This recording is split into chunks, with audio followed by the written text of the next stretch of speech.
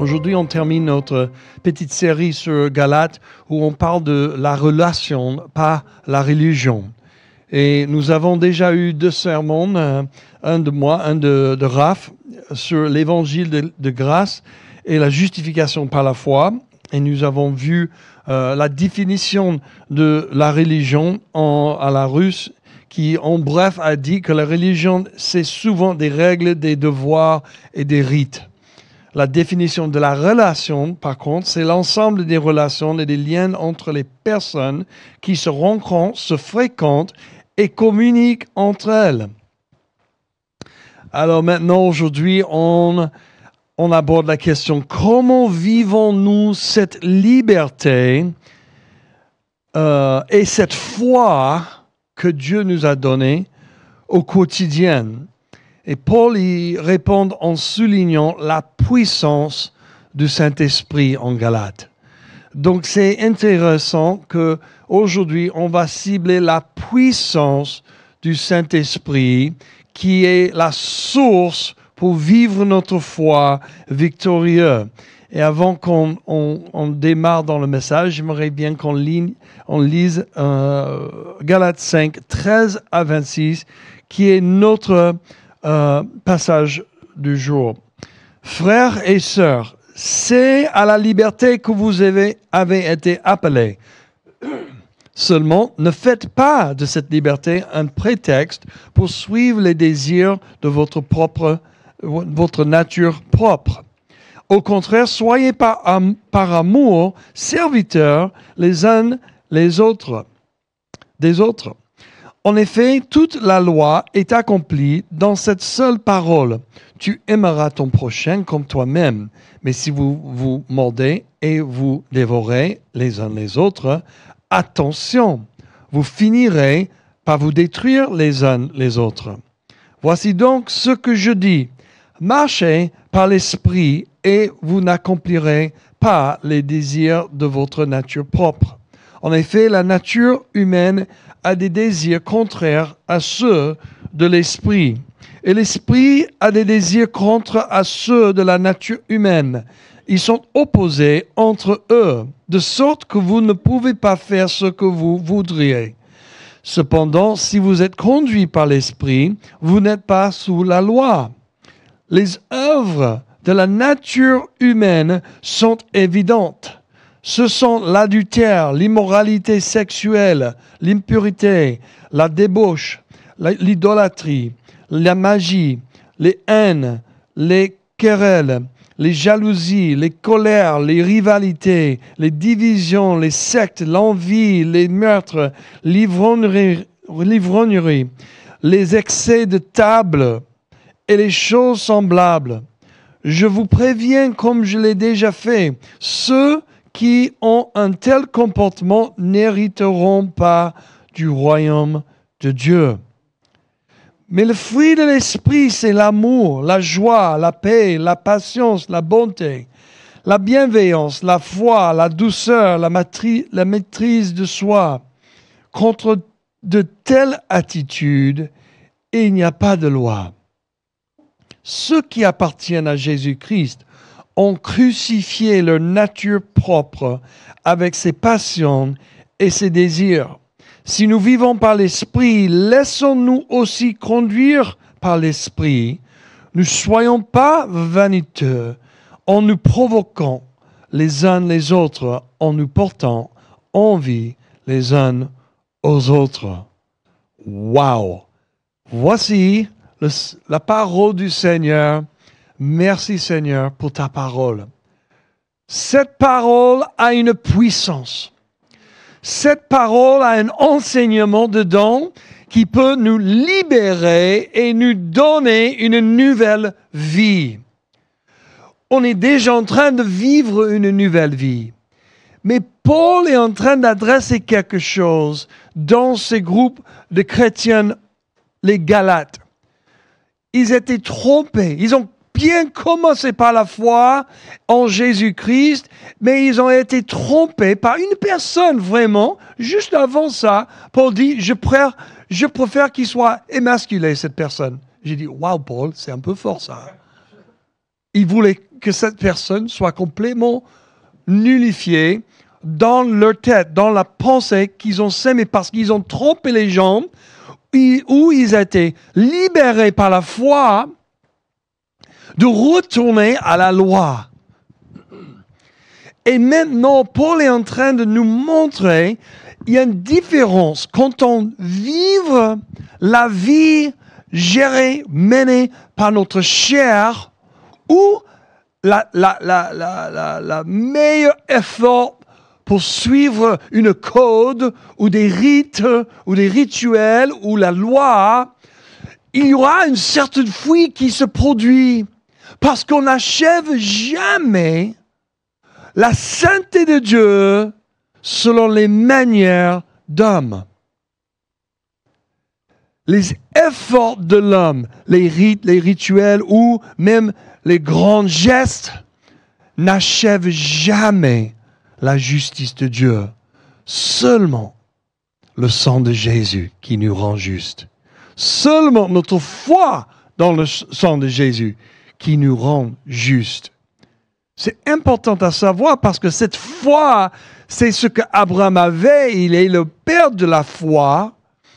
C'est cette foi qui lui a justifié à l'époque. C'était même avant la loi est arrivée. La foi en Dieu justifiait homme avec Dieu avant que la loi ait jamais venu. La loi est superbe. Moi, quand je médite sur toute le Torah, j'ai une perspective ou un petit clin d'œil sur la nature de Dieu, sa bonté, sa grandeur. Mais la méditation et la poursuite à obéissance à cette loi en elle-même, ça me manote parce que je suis juste un homme. Et ce que la loi ne pouvait pas accomplir, la loi n'a pas la puissance de libérer les gens. Mais cet empêchement, c'est pour ça que Jésus est venu sur la terre. Pour que lui puisse accomplir la loi complètement 100%. Et c'est pour ça, quand il est allé à la croix, il a cloué la mort et le péché à la croix. Et il a dit, maintenant, c'est fini. Maintenant, toi et moi, par la foi en Jésus, on rentre dans la relation avec Dieu de l'intérieur à l'extérieur. Le Saint-Esprit qui était empêché de vivre à l'intérieur d'hommes dans l'Ancien Testament est revenu pour ceux qui croient en Jésus-Christ. C'est intéressant. Parce que toi et moi, nous avons tous cru en Jésus-Christ. Et si on a cru en Jésus-Christ, nous avons le Saint-Esprit en nous. Donc maintenant, nous avons une autre possibilité. On n'est pas obligé d'être mené par une loi ou même notre chair. Nous avons la possibilité d'être mené, géré, directé, dirigé, comme vous voulez, par le Saint-Esprit, la troisième partie de la Trinité. Dieu lui-même en nous. Mais c'est juste une possibilité. Parce que Dieu est tellement gentilhomme, il ne force rien sur personne, soit sauvé ou non sauvé. Même si on a reçu Jésus comme Seigneur de nos vies, même si on a commencé, on a fait notre baptême dans l'eau et on a reçu le Saint-Esprit, et même si on fait des miracles et toutes les choses, on a toujours notre propre volonté chaque jour de décider de ne pas suivre Jésus ou de ne pas être mené par le Saint-Esprit. Paul décrit le conflit entre les désirs de la chair et ceux de l'esprit. Et quand on regarde verset 19, on voit que ces œuvres de la nature humaine, ou autre traduction dit la chair, sont évidentes. L'adultère, l'immoralité sexuelle, l'impurité, la débauche, l'idolâtrie, la magie, les haines, les querelles, les jalousies, les colères, les rivalités, les divisions, les sectes, l'envie, l'ivrognerie, l'ivrognerie, les excès de table et les choses semblables. Pourquoi je continue à lire cette liste des mauvaises choses? Parce que je veux que ça soit emprunté en nous, qu'on voit clairement la différence entre être mené par l'Esprit de Dieu et mené par notre chair ou même les suggestions, les rites, les rituels. Que personne dans l'Église de Jésus-Christ soit mené par le chair. Oh, mais c'est trop tentant. Les donuts sont tellement bons avec tout ce sucre-là. C'est telle une tentation de dire juste un tout petit. Oh, la glace. J'ai pas dit grâce, j'ai dit glace. La glace de Dieu. Non, la glace de l'homme, ça ressemble à la grâce de Dieu, mais c'est pas la même chose. Pourquoi les choses nous tentent tellement fort? Pas juste ce qu'à bouffer, mais on peut parler de convoitise. C'est intéressant. Il est vrai que le péché semble effrayant et qui promet un accomplissement sur le moment. Mais il est toujours sous-performant et nous laisse sur notre faim. Pour les non-croyants, cette liste est peut-être ce qui vous fait vivre et vous n'y voyez rien de mal. Puis je suggérais qu'au bout d'un certain temps, elles deviennent désuètes. La bière et la drogue commencent à faire des ravages sur votre corps et vos relations. Et finalement, l'immoralité et toutes les autres choses finissent par tout détruire dans votre vie. Dans chaque être humain, qu'il soit en Christ ou non, il y a quelque chose qui dit oui, s'il vous plaît, lorsqu'on lit la liste des fruits de l'esprit. C'est vrai. Il y a quelque chose en nous, cet ADN de Dieu, cette empreinte de Dieu, parce qu'on a été créé dans son image, qui célèbre les bonnes choses et qui disent non, je veux pas ces mauvaises choses dans ma vie. Comment sortir du camp des œuvres de la chair? La clé est de marcher par l'esprit. En verset 22, on voit, mais le fruit de l'esprit, c'est-à-dire quand on marche par l'esprit, on va voir dans nos vies, on va recevoir dans nos vies, on va manifester envers les autres par l'esprit l'amour, la joie, la paix, la patience, la bonté, la bienveillance, la fidélité, la douceur, la maîtrise de soi. Oh, il n'y a rien qui peut contester ces choses. Il n'y a rien dans la société qui va dire, il faut faire une loi.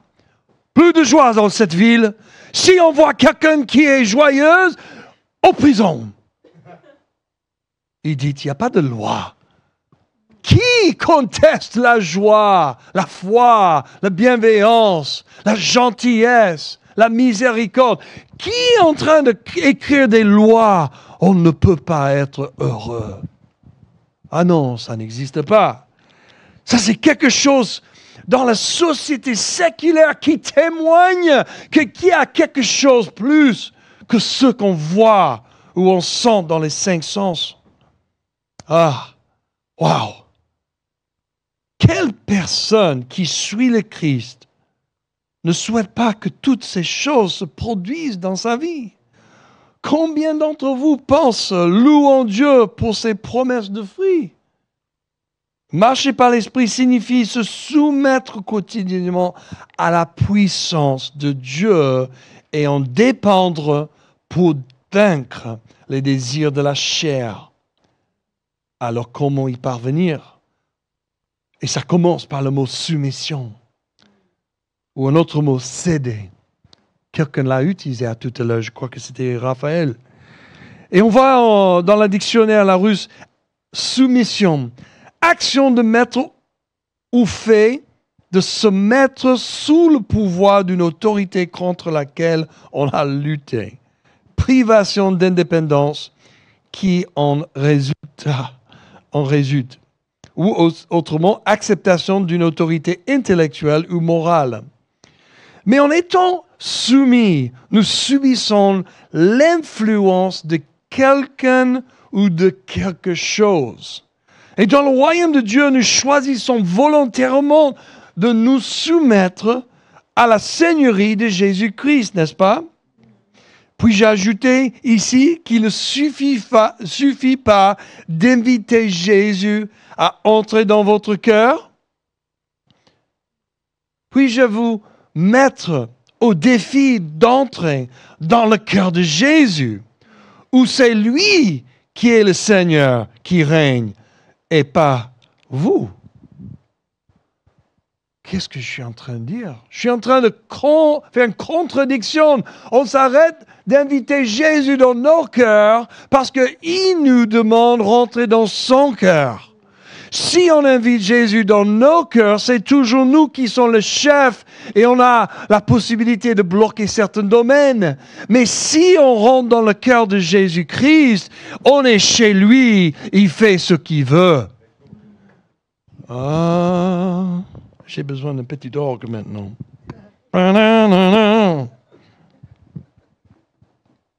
La soumission se traduit par le fait d'être conduit par le Saint-Esprit.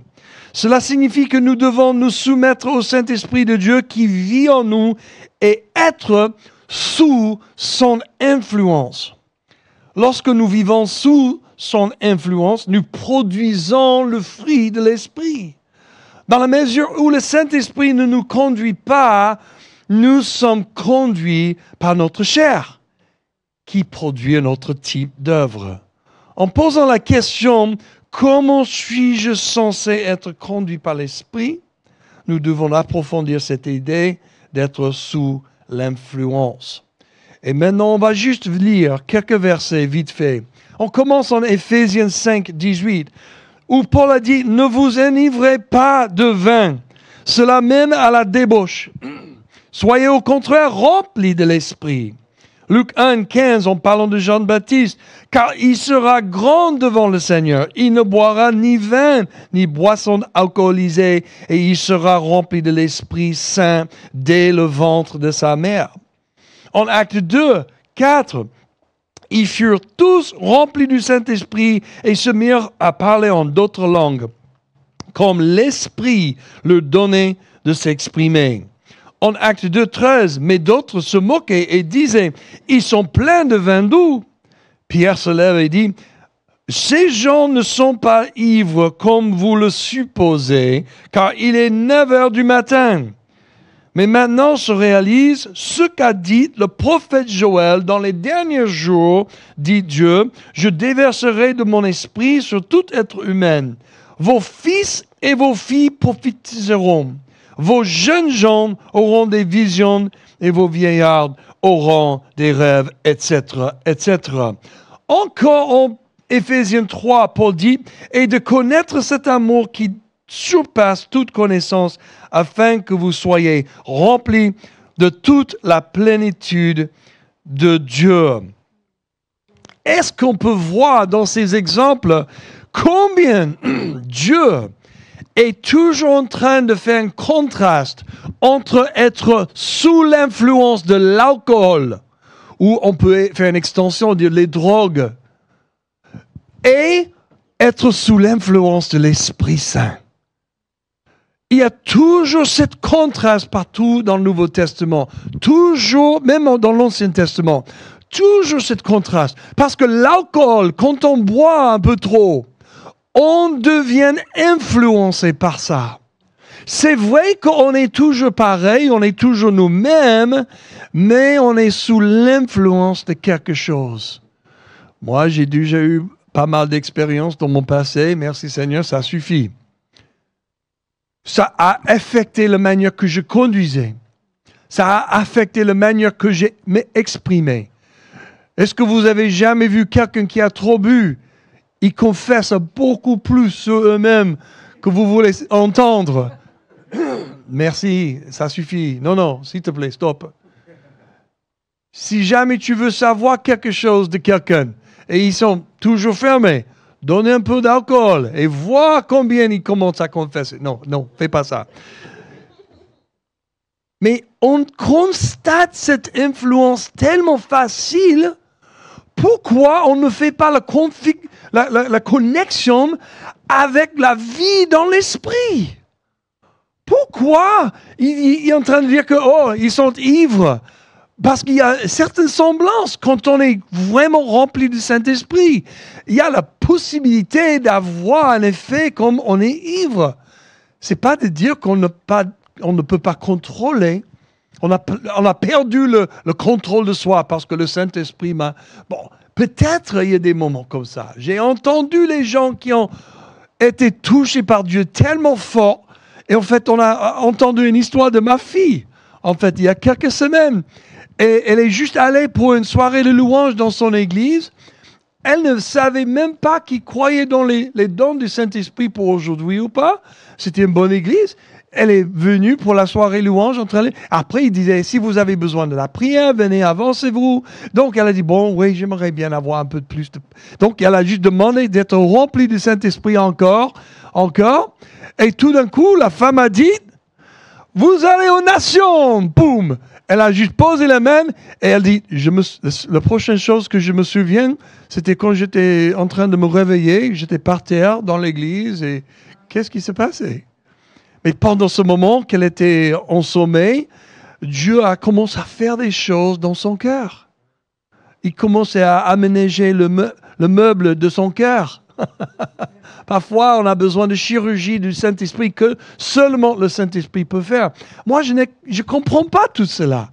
Dans ma tête naturelle, je ne comprends pas pourquoi on peut juste tomber dans les pommes par le Saint-Esprit. Je ne comprends pas. Mais une chose que je comprends, c'est qu'on peut être tellement rempli du Saint-Esprit qu'enfin, on est sous son influence et le fruit est ces belles choses. Ce sont ces belles choses. Peut-être il y a des autres petites manifestations, d'autres choses, mais une chose est sûre que ces fruits-là vont être produits si on marche selon le Saint-Esprit. Bien sûr, la Bible parle des signes, des merveilles, des manifestations. Il y a certaines personnes, je me souviens d'une petite histoire quand on était en Glasgow, pas Glasgow, mais... Non, ça fait...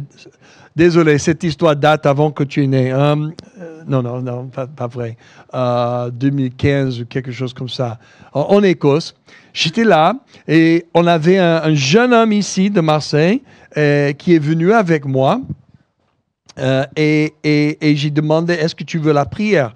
Et donc, 2-3 personnes, on l'a entouré et on commence à prier, sois rempli avec l'amour de Dieu. C'était une prière pour être rempli de l'amour de Dieu.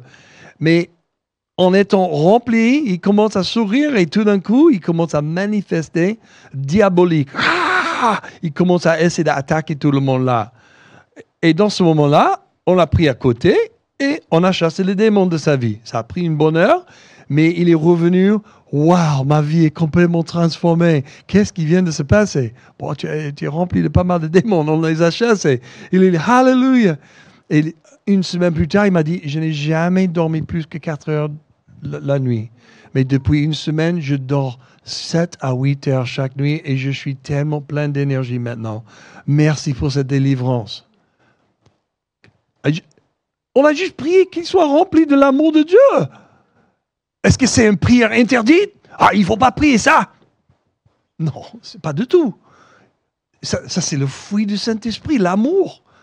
Quand on est rempli du Saint-Esprit, le fruit, c'est l'amour. Pourquoi je raconte ces histoires? Je veux vous montrer qu'on a vraiment besoin que Dieu nous remplisse. On a besoin qu'on soit rempli tous les jours de la semaine, toute la journée. Parce que quand on est rempli du Saint-Esprit, on est sous son influence et son royaume commence à envahir tout espace de nos vies. Et pas juste nos vies, mais ça commence à déborder dans les vies autour de nous aussi.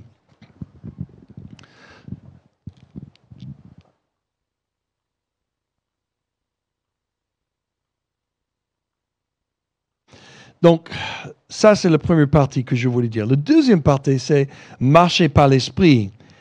Parce que en 24 et 26, on voit ceux qui appartiennent au Christ Jésus ont crucifié la chair avec ses passions et ses désirs. Si nous vivons par l'Esprit, suivons aussi l'Esprit. Ne soyons pas prétentieux, ne nous provoquons pas les uns les autres, ne nous portons pas envie les uns aux autres. Cette deuxième partie de ce message, ce n'est pas un message que je prêche normalement. Ce format, c'est complètement fou. Il ne faut pas répéter. Mais cette deuxième partie, c'est comment est-ce qu'on peut vraiment marcher par l'Esprit. Et on a un des indices ici dans ce passage-là. Sois crucifié avec Christ. Hop, hop, hop, hop, hop. Ouais, c'est super, Matt. Crucifier la chair. Est-ce que vous savez que Jésus a enseigné à ses disciples à se charger quotidiennement de leur croix? S'il voulait être ses disciples, pour ceux qui veulent être mon disciple, il faut porter ta croix tous les jours. C'est-à-dire, une croix, c'est un instrument de torture à la mort. Si tu veux être disciple de Jésus vraiment, il faut attacher à un instrument de torture et pas vivre pour toi-même, mais mordre. Moi, je me réveille le matin et je dis, pas ma vie, Seigneur, mais ta vie à travers moi. Paul a dit ça dans un autre passage de Galates. C'est plus ma vie, mais c'est toi qui vives à travers moi, Seigneur. Je suis mort à moi-même. C'est un clé de vivre, être mené par le Saint-Esprit. C'est de se crucifier avec Jésus, notre chair, tous les matins. Nous sommes appelés à mourir à nos objectifs personnels, à nos rêves, à nos désirs, à nos projets. Pourquoi je dis ça? C'est un peu méchant, Matt. Oui, en y mourant, nous le remettons entre les mains de Dieu. Et c'est lui qui est capable de nous guider. Et quand nous y renonçons, nous les mettons entre les mains de Dieu qui est capable de nous conduire. Et sa conduite apportera toujours une meilleure bénédiction. Si tu avais raison au sujet de tes projets, Dieu les ressuscitera. Est-ce que vous comprenez?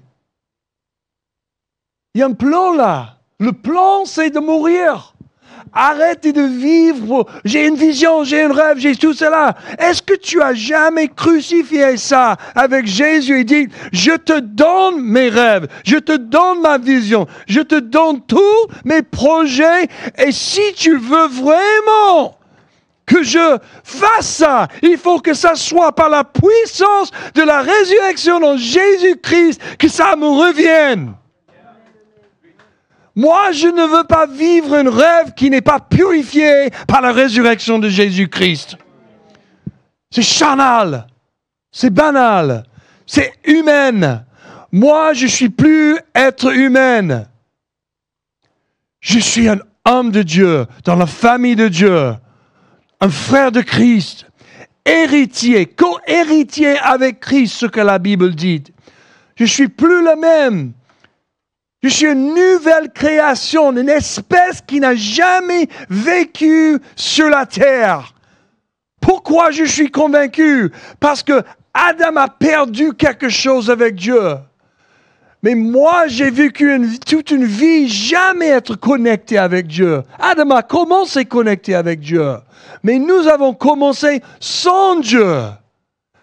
Alors, nous faisons partie d'une création qui n'a jamais vécu sur la terre. Une espèce jamais créée. Vécue par le péché. Vécue sous l'influence du péché et la chair. Et maintenant donner une opportunité de vivre pour Dieu, avec Dieu. On n'est pas normal. C'est pas comme moi. Peut-être vous êtes, ouf, il est bizarre, man. Vous êtes bizarre aussi. Si vous appelez le nom de Jésus-Christ, vous êtes déjà fou. Parce que vous êtes en train de proclamer un homme né d'une vierge. Vous êtes en train de proclamer un homme qui est Dieu. Vous êtes en train de proclamer un homme qui est ressuscité de la mort après être mort 3 jours. Vous êtes déjà Dans les yeux du monde séculaire, bizarre. Donc, ne me regarde pas, dis c'est que toi, Matt, qui est bizarre. Non, non, non, nous sommes la famille des bizarres. Crois-moi, tu préféreras travailler avec la puissance de résurrection dans tes projets plutôt qu'avec ta force humaine. Donc la première clé pour marcher selon l'Esprit, c'est de crucifier notre chair avec Jésus tous les matins et toute la journée. Mourir à nos objectifs, et parce que ça nous met sous son influence et pas le nôtre. Le deuxième clé, c'est de remplir notre journée de la prière. C'est notre dépendance quotidienne. Il ne s'agit pas d'une décision ponctuelle, mais d'une marche quotidienne à l'écoute de l'Esprit. Si je ne prie pas, je dépends sur moi-même. Si je ne suis pas une personne qui prie, je suis en train de dire à Dieu que c'est bon, je l'ai. Une personne qui ne prie pas régulièrement dans la journée est en train de dire, c'est bon, je l'ai, merci, je n'ai pas besoin de ton aide. C'est un orgueil, c'est une fierté, c'est une confiance en soi qui est mal placée. Je ne peux pas respirer moi-même. Tu t'imagines quand tu dors la nuit? Est-ce que tu es en train de mentalement respirer? Oui, c'est moi qui fais ça. C'est Dieu qui t'a créé avec un corps incroyable, chaque organe incroyable au détail, tellement performant, mais tellement... je ne sais pas comment utiliser. Awesome! Incroyable! Incroyable! C'est pas quelque chose qu'un être humain peut faire. Avec les automismes, les choses automatisées, dans nos vies qu'on ne peut pas produire, et même si on doit le faire, on n'a pas l'énergie pour le faire à vie. On a besoin de dormir de temps en temps. C'est incroyable combien on a besoin de Dieu. Donc, pas vivre une vie pleine de prières toute la journée, c'est de dire qu'on se penche beaucoup trop sur nous-mêmes. En priant matin, midi et soir, nous percevrons les actions de l'Esprit tout autour de nous. En priant des prières relationnelles, intimes, nous cultiverons notre amour pour le Christ et pour les autres. En priant pour la guerre, pas pour les guerres dans le monde, mais la prière de la guerre. Nous lirons et délirons ce qui doit l'être dans les cieux. Et dans nos prières d'ambassadeurs, nous plaiderons et travaillerons jusqu'à ce que la volonté de Dieu soit mise au monde sur la terre. La prière ne vient pas simplement à nous, nous choisissons de nous y plonger. Mettez une alarme à 9h38 tous les jours pour prier pour les ouvriers de la moisson, selon Matthieu 9:38. Priez mardi soir sur Zoom avec nous. Dimanche matin, nous avons une réunion de prière à 8h30 ici. Priez dans vos petits groupes. Priez chaque jour avec vos dévotions bibliques. Priez avec un ami en faisant la marche de Jéricho autour de votre quartier ou arrondissement. Priez, priez, priez toute la journée, tous les jours de la semaine. Rentre dans la prière. Jonathan Edwards, il a dit, quand Dieu a quelque chose de grand à accomplir pour son Église, c'est sa volonté que cette grande œuvre soit précédée par les prières extraordinaires de son peuple. Est-ce que vous voulez voir un réveil à Marseille? Ça commence toujours par la prière. Et ce n'est pas juste les prières, oh Seigneur, est-ce que tu peux venir? S'il te plaît, Seigneur.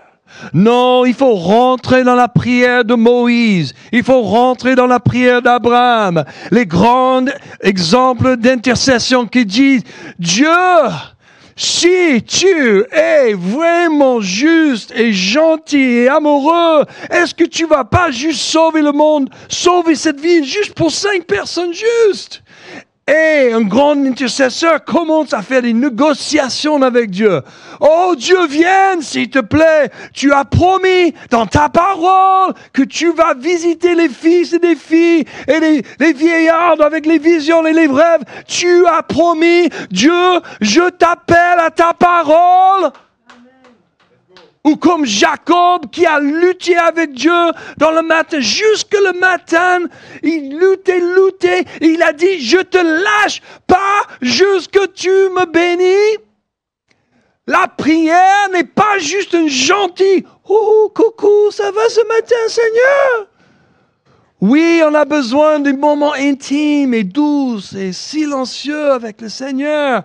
Mais on a besoin, en tant que le peuple de Dieu, d'apprendre les autres manières de prière. La prière de la guerre, la prière de l'intercession, la prière d'ambassadeur qui fait naître des choses sur la terre qui sont dans les cieux.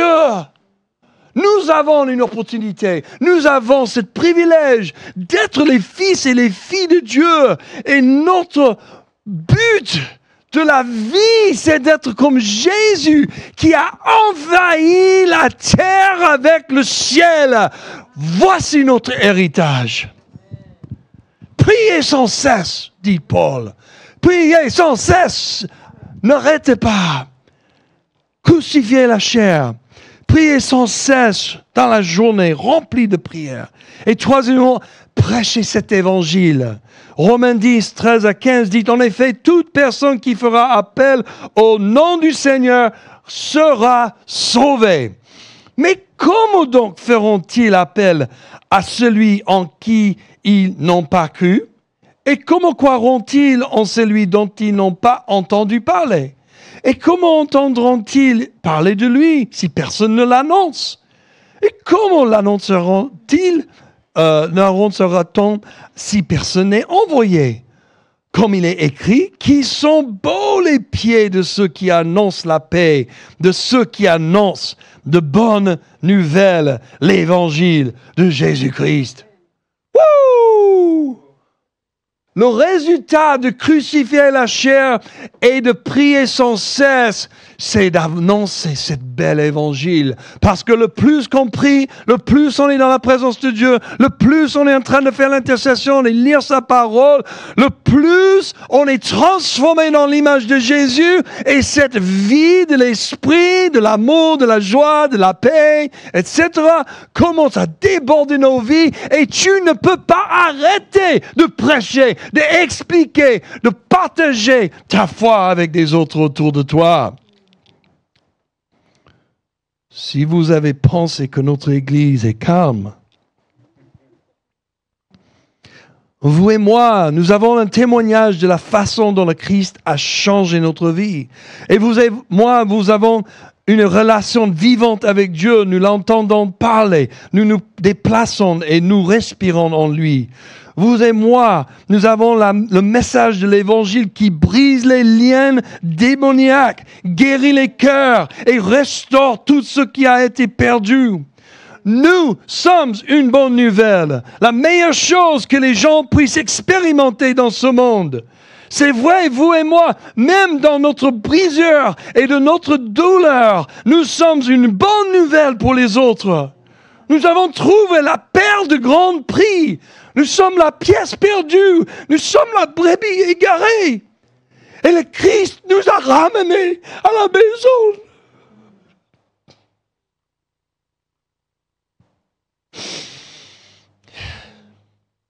Il nous a revêtus d'une robe royale, a restauré notre identité et est en train d'introduire les valeurs de son royaume dans nos cœurs.